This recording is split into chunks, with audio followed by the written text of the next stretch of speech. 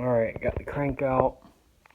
So I've decided to, I'm going to go ahead and, like I said in the last video, I was going to go ahead and replace the cam bearings. They look pretty,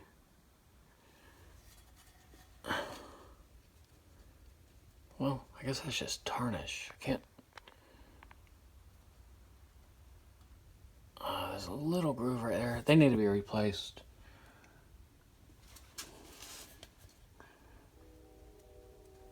Yeah, that's just tarnish, but still, this thing needs to be cleaned anyway. So also I went ahead and pulled the crank out. The main bearings don't look too bad. Besides, let's see, which one was it? There's no groove. I mean, there's no. It's all smooth for the most part, but it. Let's see. Number one, is this number one? Number one, yeah. Number one has like some black. I don't know if that's just from sitting up. Yeah, never mind. That's coming off. I thought it was like some black, like heat mark, like scoring, but it's not. Yeah, they don't look bad. The thrusts. Let's see, which one is that? Third main back. It's showing a little bit of copper. I see a little bit. There's a good bit of copper there. Not too bad on the thrust. It don't look like the thrust was wearing horrible or anything. So that's a good sign. So I'm gonna go ahead and do new mains, new rods while I'm in here, and new cam bearings. It just makes sense, you know. It just makes sense to go ahead and take care of it all. Trying to get this camera focused. Sorry, y'all. There we go. It just makes sense while I'm in here to go ahead and take care of all of it, you know. And I need to clean this up anyway. I'm going to knock those old bearings out, old cam bearings out. Hone the cylinders, finish honing the cylinders. That one is done, but I need to finish honing the other ones. Install new cam bearings. Once the main bearings come in, put that in. And basically just do what I got to do to get the short block ready. And then take my time with that. And then once the time comes and I'm ready, I'll just have to get a timing set. I'm going to use my E-cam that's out of my car now. And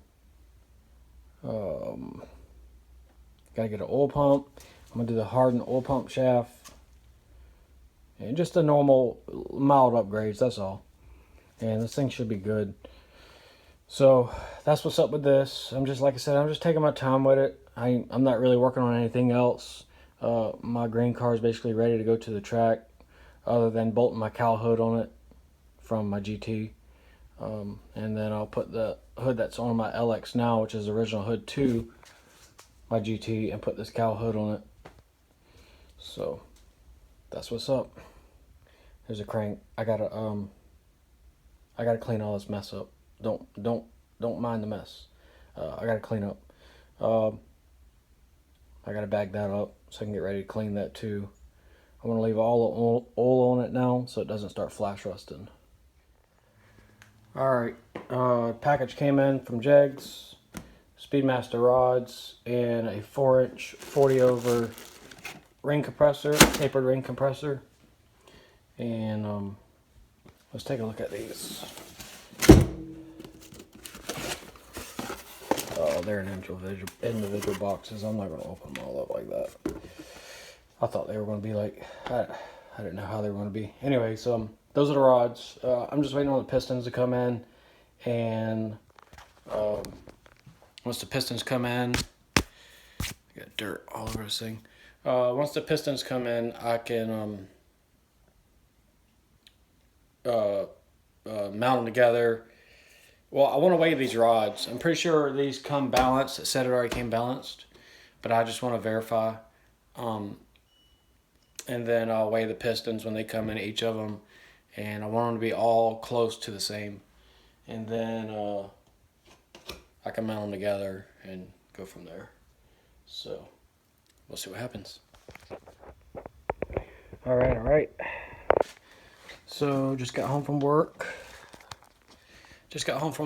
And came home and got on my trainer. Got my exercise bike set up. Got my bike on the stationary trainer. Got my workout in. Came back out here to the garage and try to get some stuff done. I'm gonna go ahead and finish. Okay, so I got the crank out. I pulled the crank out. Here's all the main caps and everything I got in this box. Put away the main seal, which I'll get a new one. Cam plate, all that. Also, the cam bearings did come in. They came in today. So I'll be able to knock these cam bearings out, which I got the tool, and be able to install the new ones. Well, so I'm gonna hone it, knock the cam bearings out, and then I'm gonna wash this block. I'll probably tape it up and go ahead and paint it, and then assemble everything. Or I'll paint it at some point, but that's the plan. I just need to get this thing prepped, and I need to do all the work to file the ring, get the rings fitted, and all that. So. Let's get to work. All right, I want y'all to check out my shade tree engineering. So I'm measuring the weight of the big end and the small end of these rods. So what I did was took a piece of fishing string, went from there, bent me a piece of metal so I could hang them on it, and I have a mark here to make sure that that goes to the center of the rod each time. And I have marks on here to make sure I put them in the right spot each time. And I have a mark right there. Let's see, right there to make sure I put it in the right spot each time. And it is very consistent. So you don't need anything special going into this. What you do need to do, which I messed up to begin with, is you need to make sure that this is 100% level when you have it hanging. You want it as square as possible. So fishing string, I made sure I let it stop. I walked away for about 10 minutes. I came back, saw where it was, marked the spot right underneath of the center, of this string. So I knew that was the center. So I hung the center of my rod to the center of that on there and to the center of this, right? So center, and then center my rod. And then I made sure, you gotta be really careful you don't move this, but make sure it goes back to those same spots, right? So let's give it a try. So I'm gonna try to let's set this up. I'm gonna set it up where y'all can see here. And I'll show you. The phone don't fall. Okay. So on.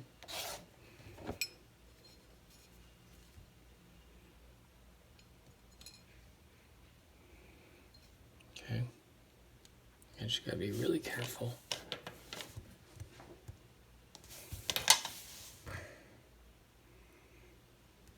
Make sure we're good there. Yep, we are. Okay. Good there. Good there.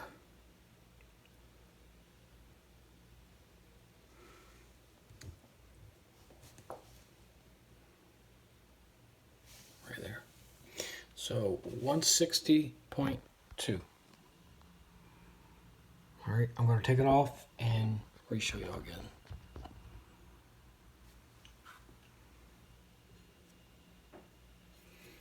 Okay.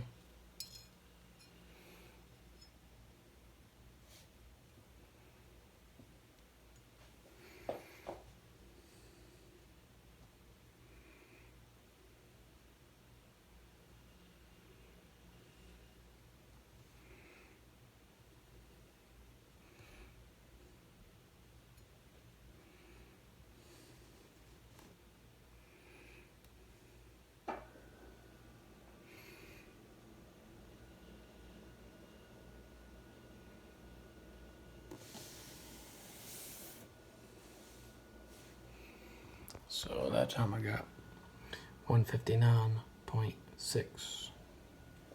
Oh, I see the issue. See how it's not straight?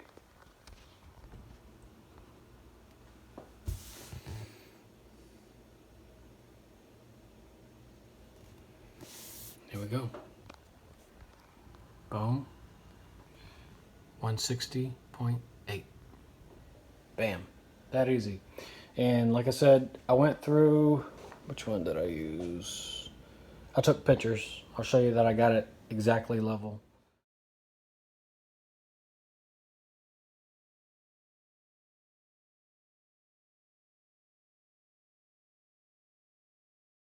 I marked one of these rods here. I want to say it was, here it is.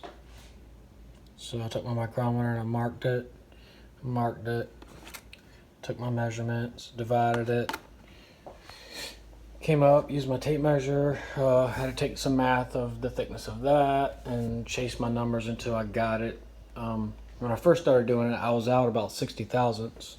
So all my numbers that I originally got, I had to, once I got it exactly 100% level, had to go through and redo it.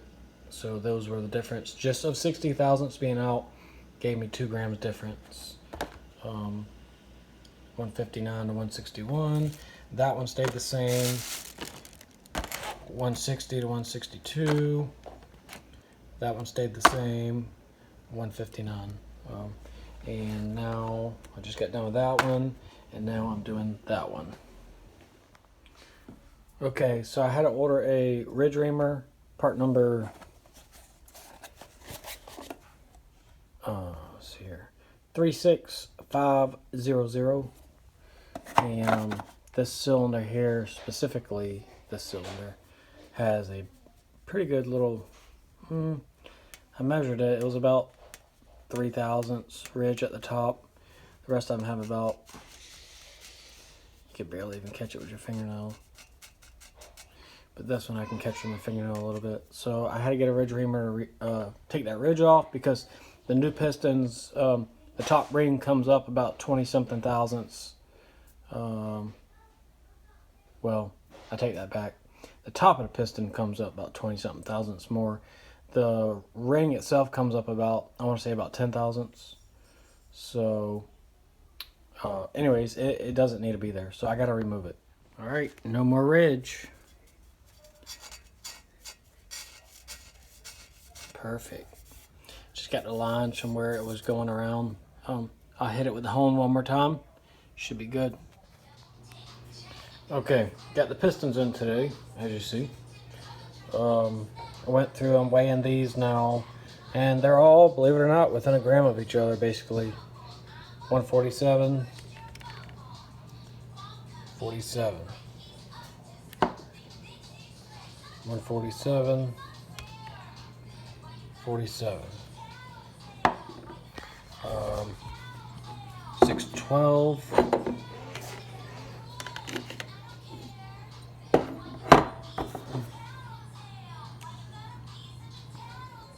612. This is the lightest piston, 610,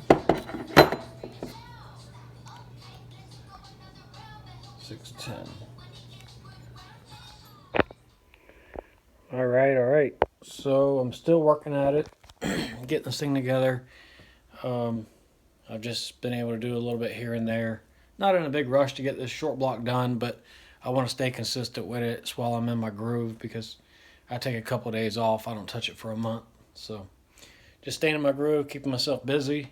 I'm in the process of gapping the rings now. I'm going for 32 on the rings, top ring and second ring. And that's 32 right there. And I got 32.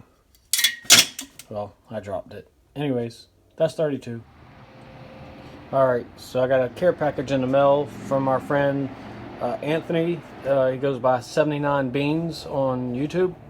And he sent me a care package. He sent me some rockers. because he saw that I've been breaking some rockers on my LX a good bit with the cheap Proforms that just keep popping randomly. And he sent me some 5.0 badges, which are awesome. And he sent me a little thing that he came up with. It's his design, I guess. It's like a flexible cable in a way, and you can wrap sandpaper around it and be able to get up inside, deep inside intake runners around the corners really good and stuff. So that's great. And he sent me some sandpaper to go along with it, so when I run out, because whenever I get this done, I'm in the process of doing cam bearings now, as you'll saw. And don't mind my eyes, kind of a little red because my iritis is flaring up again and it's a little light sensitive right now. But what I was getting at, whenever I get this short block done and eventually put it in the LX, I want to port that intake out a little bit. It's just stock out of the box, WIN 7515, I believe. Yeah. And the Elderbrock heads are 170s, and they matched close, but it was a little bit overhang. The intake was overhanging the runners a little bit, so it could be better. So just touch up on that, and that's going to do great for that, getting up around them tight turns in the intake. And this is actually awesome, man. The more I get to looking at it, that's really awesome. You can bend that joker up in there. Get up in that, Johnny. Look at that. I'm still in Jimmy Dale's little thing. He says Johnny. Anyways, if y'all don't follow Jimmy Dale, go give him a subscribe. Check him out. He actually got in a really bad accident during sick week this past week. He got burnt. I guess he got second, third-degree burns on like 90% of his top half of his body. And he had to be taken care of and taken to the burn unit down in Orlando. And he was in pretty rough shape, but I think he's doing better. So I know he needs all the support he can get right now. And I'm sure he would appreciate it also. Shoo-wee. Oh, my bump. These things are sweet. 40 over. I went through and weighed them. And I got them all, I need to remark it, but I got them all down to 6'11" matching. They are all at 6'11" now. And let's see here. I'll show you where I took some weight off. Oh, you can see it right there. Just on the insides. Right there. Right there. That was the thickest part of material I could find to safely take them off. I could have just put the wrist pin in it and took it off from the inside of the wrist pin, but I went right there. All right, got everything cleaned, wiped down nice and clean. Now I'm putting the cam bearings in. I got new cam bearings. I went with Durabond. This is the same brand I went with in the motor that's in the LX right now.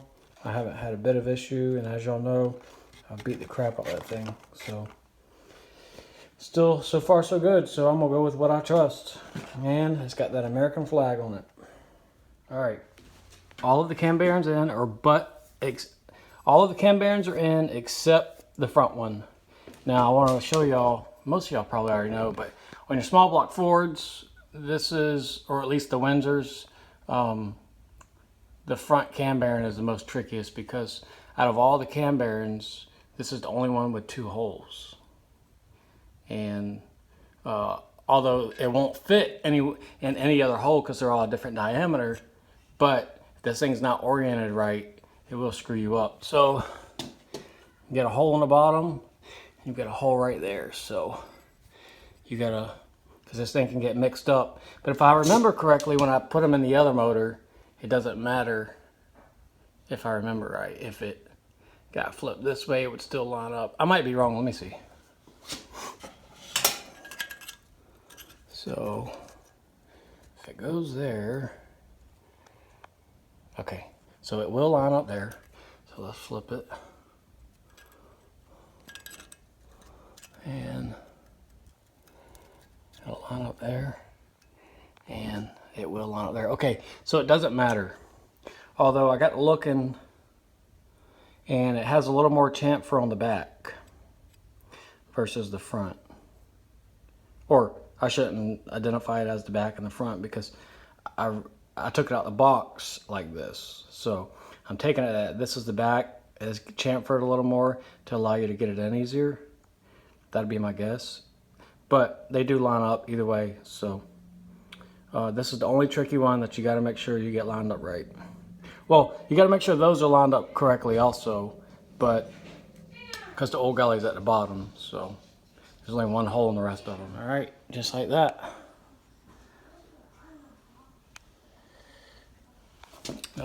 Don't mind the grease, the little, it's like it's from the O-rings on the installer. See? So, all right, the bearings are in.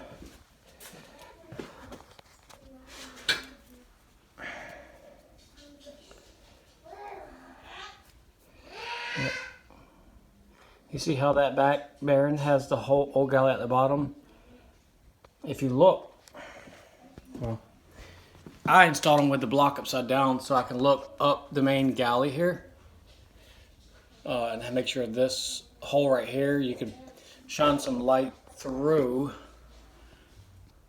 Probably not be able to get it, but while you're installing it, I'll look through this hole here and shine some light on the back side to make sure that the slot in the bearing is lining up with the galley. But other than that, it's that simple. They're all in. Hello.